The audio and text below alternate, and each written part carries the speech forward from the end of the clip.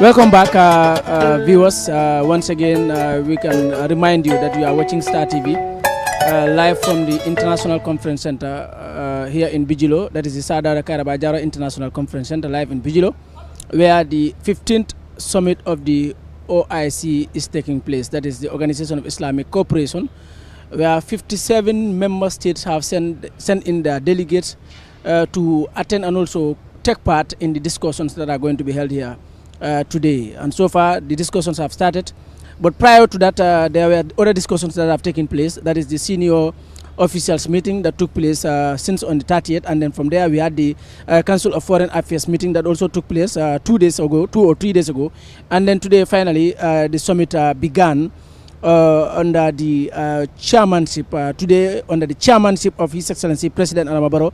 The summit began today. He has been conferred as the chairman of the OIC, and he is going to be the chair for the next 3 years to come. We are also going to remind you that this summit should have taken place since 2019, but unfortunately for the Gambia it didn't before, but now it has taken place. And delegates have been arriving since yesterday, and finally they have all made it up here. We have a lot of presidents, head of states in there. We have also top government officials, senior government officials. Many of them some are prime ministers, others are foreign affairs ministers. They are all here to represent their countries in the discussions that are going to be held later on. You have seen that the opening ceremony have already taken place, where the general some people from the general public have been invited. There were guests also from the civil society organizations from the other side of the political divide too. Have also participated in the opening ceremony, or they were seated in the opening ceremony of the OIC summit here today. But then you've seen the first part is gone, where everybody was seated, and then in the next part the presidents and the head of states and also the other top government officials are also going to have a discussion. But before that, let's elaborate more on what has been said so far. We've seen that the Secretary General have made a speech, but also the former chairman, that is the Kingdom of Saudi Arabia, are still represented by their delegates here. They've also made a speech already. We've heard from the Secretary General speaking or talking about the Israel-Gaza war, and also measures that the OIC should take in order to avert many of the crises that are taking place there at the moment. But also we have seen President Adama Barrow also strengthening some of those comments that the OIC Secretary General have made. That is, he said that he believes that military action shouldn't precede over dialogue. He believes that they should have a dialogue over the discussions that are taking place there, the crisis that is taking place there. On our platform today here, we are going to speak to a lot of people. We are going to have interviews with people, several people, especially other people who are lawyers, others are political leaders. We are going to talk to them, and with my colleague here, Saidu Kamara, and then we will be joined by another guest here very soon, enough inshallah, to talk about the opening ceremony of this session here today. Saidu, what a speech made by the president. He spoke about the Rohingya case that the Gambia took part in, but also he spoke about the Israel-Gaza war, and also how to remedy that situation. He said that he prefers dialogue over military action in the war between Gaza and Israel. Well, thank you very much, Omar, and thank you very much, viewers. That was the opening session of the OIC summit, and we all heard what the president said. That's the President of the Republic of the Gambia, His Excellency President Adama Barrow. He made mention of the Gaza war, because we all know the Gaza war is a hot topic right now in the world, and then especially in this OIC summit, because more than 30,000 people, that's Palestinians, have lost their life in the Gaza war, and among those people are children and women. So definitely we've seen that the children and women are the most vulnerable when it comes to the war in Gaza, and it needs to stop. It's quite a long time now we've been yearning for an emergency ceasefire, but there's no agreement between Hamas and of course Israel. And we know that there is an ongoing meeting in Egypt where Hamas delegations are available, and of course Israeli delegations are available, headed by the Qatari government. But still there's no breakthrough for humanitarian ceasefire. And then I believe the OIC had a great responsibility in making sure that there will be a ceasefire in Gaza. And we are glad the President of the Republic of the Gambia, that's President Adama Barrow, and of course the Chairman of the OIC, now confirmed today, had made a very important speech about the Gaza war. That we need humanitarian aid in Gaza. The humanitarian corridor should be opened by Israel. Israel should allow humanitarian aid to enter Gaza so that Palestinians will be very relieved when it comes to this aid. And of course, again, military solution is not the solution for this Gaza war. And of course, I believe that we should engage the Israeli for a two-state solution. That is the only solution whereby we will have a permanent ceasefire in Gaza. And President Barrow had mentioned that they will engage the two sides, that's the Israeli and of course the Palestinians, for a political solution regarding the war in Gaza, which is very important because I believe a military solution cannot solve this problem in Gaza. But we need to be very quick regarding this war because humanitarian ceasefire, immediate ceasefire has already been tabled at the meeting in Cairo, and we believe that as Gambians, as Muslims, part of this OIC, what we want to see is an immediate ceasefire in Gaza, which is very important, and I believe it will be a hot topic today at the OIC meeting in Banjul. Thank you, Saidu. Now we are joined by Honorable Mai Ahmad Fatty. He is the leader of the Gambia Moral Congress, but also he is also a very renowned lawyer in the Gambia. Honorable, good afternoon and welcome to Star TV. Thank you very much for having me. I'm glad to be here. Honorable, directly or indirectly, you have contributed in the hosting of this summit because you were once working for this government. And by then, almost everything was being cooked towards hosting the OIC summit. And now here we are today. The Gambia is hosting the 15th edition of this organization's summit. We are privileged to witness this, but then you are also given the opportunity to be a guest inside there. You've witnessed what happened there. What can you tell us about the hosting of this summit here, this important event? Thank you very much. I think, like you indicated, it is a milestone for the country. The 15th Islamic Congress organization, the Islamic Summit, is being held at a time of great upheaval in the Islamic world.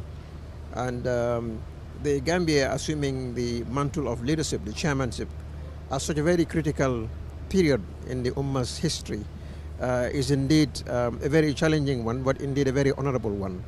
So hosting this monumental event by one of Africa's smallest country is indeed a great pride for me, and as I speak for a lot of my colleagues as well. The focus of the global attention of the Islamic Ummah is on the Gambia, and particularly on this 15th summit, because the Ummah is not only polarized in many instances, but also is facing a survival challenge. We are in a period of a near cataclysm. The greatest and I think the most urgent challenge that faces the Ummah is the Palestinian question. This has been ongoing for several decades now, but right now, as we sit here in the comfort zone, there are hundreds of thousands of Palestinians who have nothing to eat. Hundreds of thousands of Palestinian children who are dying today, dying out of injuries that could be preventable, dying out of injuries because a small territory is severely bombarded in one of the most heinous and barbaric manners by a regime whose brutality is second to none in the history of the world, Israel. And secondly, there has been a great challenge in terms of marshalling a global consensus towards resolving for good, definitively for good, the Palestinian issue. And so this conference will be tasked with another obligation with the goal of consolidating other resolutions and decisive actions taken by other multilateral institutions, agencies. And so the Gambia will play a pivotal role in ensuring that the resolutions can be carried out, and one of them would be the Palestinian question. So for me, listening to the speakers from the 15th Summit, Saudi Arabia, handing the baton of leadership, the chairmanship to small Gambia, I think as I sat down, I had a great emotion in me that my country now is leading 57 nations in this world in order to ensure that concerted action on global values of Islamic unity and solidarity can be further propagated. So the Gambia's success would be determined not only by a successful hosting of this event, but the outcomes of the resolutions that will emerge from the 15th summit. Well, the Gambia took a bold move when they took up the Rohingya case to the ICJ, and a lot of other organizations, especially the OIC, supported them. Do you think that the OIC should take up a similar move like South Africa did, for example, when they took up the case upon themselves to go to the ICJ to try to prosecute some of the heinous crimes that Israel are doing to the Palestinian people? Do you think OIC has a role to play there by trying to pick up a position where they can try to force other countries to make a move so as to liberate the Palestinian people? Certainly, the OIC has substantial leverage, and in diplomacy, leverage is a critical factor. But the Rohingya case and the case of Palestine are totally different because of the global dynamics and all of the complexities and complications of international diplomacy and foreign policies. Within the Ummah itself, as I indicated, there are inherent contradictions. And this is why the Gambia's decision to have the kind of theme that we have, that is dialogue, enhancing cooperation, solidarity and unity, is key. Because some of the reasons why we have a setback in terms of the liberation of Palestine, the final liberation of Palestine, is the lack of unity of the Muslim Ummah itself. What the OIC should do, I think what the Gambia should seek to achieve, and it's no mean feat, is to create a consensus, a concrete consensus on the action on Palestine. That is to say, the Gambia should, within the next 3 years, I mean, in fact, that is too far for Palestinians, but we understand that it might be difficult to achieve full statehood for Palestinians within 3 years. But the Gambia can do its utmost, using diplomacy, to narrow differences among the various players. It's not easy at all, because most of these countries, instead of looking at the holistic, the global dynamics, look at individual national interest. So, but Qatar and Egypt are doing their utmost, supported by Saudi Arabia, certainly the Gambia, and many other countries as well. But the OIC must resolve its inherent contradiction in differences. Whereas we pay a lot of lip service at the United Nations and elsewhere, when it comes to concrete action against Israel, then unity really is much to be desired. And this is why I think the Gambia could try to play a critical role. The Gambia, for the next 3 years, the Gambia will be chairing the OIC. Would it be a success story on the image of the Gambia if they are to lead the peace efforts that the OIC or other organizations are playing in ensuring that peace comes back to the Palestinian people? Would that be a success story for the Gambia? Yeah, well, Palestine is a very complex one. Like I indicated, there are inherent contradictions, there are polarization, there are deep divisions among the Islamic member states as well. I don't want to mention countries, but there are certain countries that are, instead of exacting punitive sanctions against Israel, are edging closer towards building a stronger and more collaborative diplomatic relationship with Israel. We've seen this is happening, the so-called Abrahamic Accords, where principal countries within the Islamic cooperation have really now cooperating at several levels. I will name countries, in fact: Saudi Arabia, United Arab Emirates, Jordan, which is just next door beyond the river, Egypt, which is across the border. These are great nations, very influential nations, and all of these nations have now established diplomatic relationships with Israel, and not only diplomatic levels, but there is a lot of economic interaction, a lot of intelligence sharing, and so many other profound activities that go behind the scenes.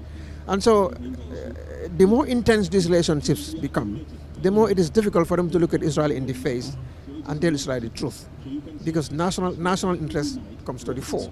And this is why it is a very complex and a difficult one. In the case of Rohingyas, we don't have such a situation. I mean, the native country of the Rohingyas is of no great significance to Islamic countries, and it's also a nation where the principal countries of the world, the West in particular, are not necessarily happy with. So, but in our own case, the case of Palestine is totally different. And that is not the only challenge. We have the issue of Sudan. We have Afghanistan. We also have the problem of Jammu and Kashmir, that would be part of India. And a host of other countries. We have Turkey, you know. All these are hotspots, which the Gambia will really have to look into carefully. I think what we need now, we need a deliberate diplomacy. We need to sit down as a nation. The foreign ministry really need to look at what policies it's going to take. We need a directorate of OIC implementation for the next 3 years. And this should be separate from the Minister of Foreign Affairs alone. Because the president, the Gambia assuming the presidency means we have a lot that we can achieve. And we must also maximize our international reputation and sovereign clout. To do this, we have to change the way we conduct the game. Now we come back to the national level, although you have mentioned some of the things that the Gambia can work on. The Gambia hosting the OIC, with expectations were very high. We were yearning for this summit to be held in the Gambia. Now that it has been done, what can we expect from hosting this OIC summit? What benefits would the Gambia gain from it? Because the Gambians were very excited. They were very hopeful that okay, when this summit comes, okay, we are going to gain this and this from the summit. Now that it is done, what do you think is going to change in our country now? Well, people see only one part, mostly, and that is infrastructure, building roads and bridges and so forth.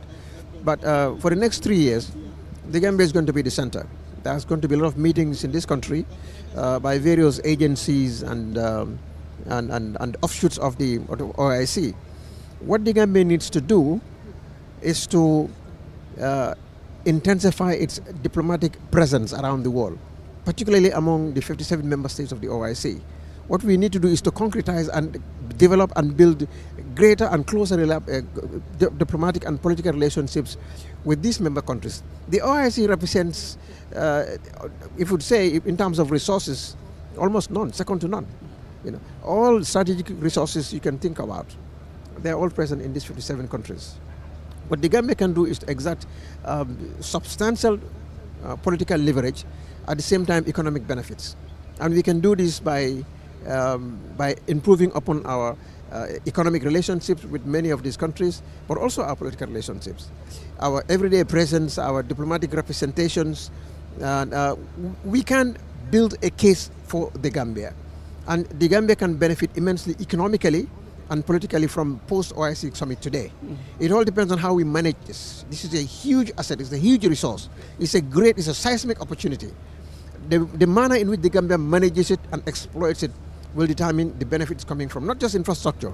We can have 10 times the economic, 10 times the financial worth of what we have. I think ordinary Gambians are too focused on the infrastructure development and the other things that you have mentioned here. Well, I think right now is soft power. The Gambia needs to exercise the soft power that the OIC has invested upon us. Now the Gambia can go to any 57 member state and we receive like a king, because we have an instrument under which we can approach, both bilaterally and at the multilateral level. Now, but we must harness our diplomatic skills. You know, I think we need, like I indicated, a directorate, a new directorate that will enhance the diplomacy and also garner enough economic advantage out of it. But you see, I'm told that I have only 3 minutes to make. Yeah. I have to go. There's a lot of other meetings that I have to attend to. Thank you, Honorable. Thank you very much.